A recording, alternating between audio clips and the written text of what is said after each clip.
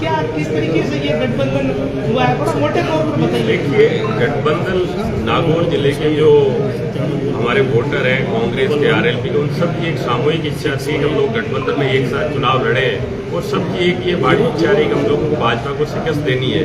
उसी के तहत चाहे यहाँ पे जितने नेता बैठे हैं, चाहे हमारे कार्यकर्ता बैठे हैं, पदाधिकारी बैठे हैं, चाहे हमारा वोटर है, उन सब ने मिलकर ये निर्णय लिया और उसी आशा अनुरूप उनकी जो इच्छा थी उसके अनुरूप ये गठबंधन हुआ है। और इसके अंदर कोई शंका नहीं है कि कांग्रेस बड़े भारी मत से, गठबंधन के जो हमारे प्रत्याशी हनुमान जी बेनीवाल भारी बहुमत से जीतेंगे और ये मार्जिन ऐतिहासिक मार्जिन होने वाला है। अभी तक जितनी जीतें हुई है नागौर की, वो सबसे बड़ी जीत इस बार होने वाली है। एक जिले में चर्चा या पुराने नेता जो भी है या जो लोग राजनीति में रुचि रखते हैं उनको ये बात पता है कि प्रारंभिक तौर पर ज्योति मिर्धा और आपके स्वर्गीय पिताजी के बीच राजनीतिक दूरियां बढ़ी थी।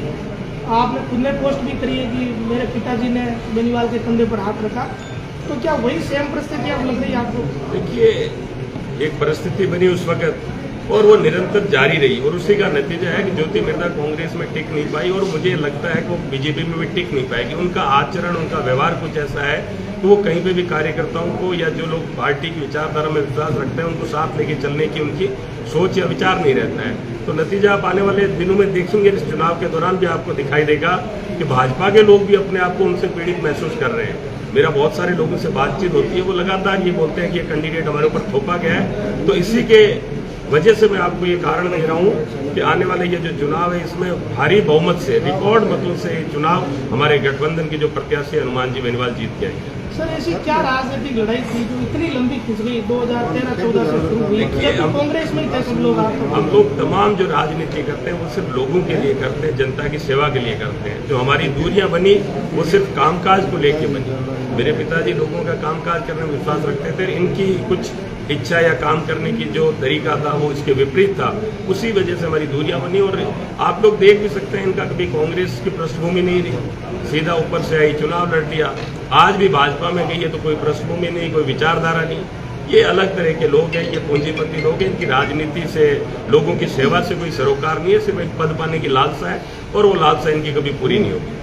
आपको ये नहीं लगता कि हनुमान बेनीवाल हावी हो जाएंगे कांग्रेस पर? देखिए, हनुमान जी बेसिकली अगर आप ढंग से समझे तो कांग्रेस विचारधारा जैसे ही आदमी है। हमारी और उनकी अगर ठीक ठाक बैठती है पटरी तो हमारी जो मेंटल वाइब्स है, हमारे सोचने का तरीका वो एक जैसा है और वो हमारे साथ चलेंगे। और आपने अभी बोला विधानसभा चुनाव में भी उन्होंने कहीं ना कहीं हम लोगों के साथ रहे और आने वाले वक्त में भी साथ रहेंगे। बहुत अच्छे से हम लोग नागौर का विकास करेंगे, ऐसा मेरा मानना है। अगर ये आगे गठबंधन कंटिन्यू रहता है लंबे समय तक तो व्यक्तिगत लिहाज से हर एमएलए के हिसाब से देखें तो जिले में भी परसेप्शन यही जाता है कि कांग्रेस को फायदा होता है इन चीज़ों से।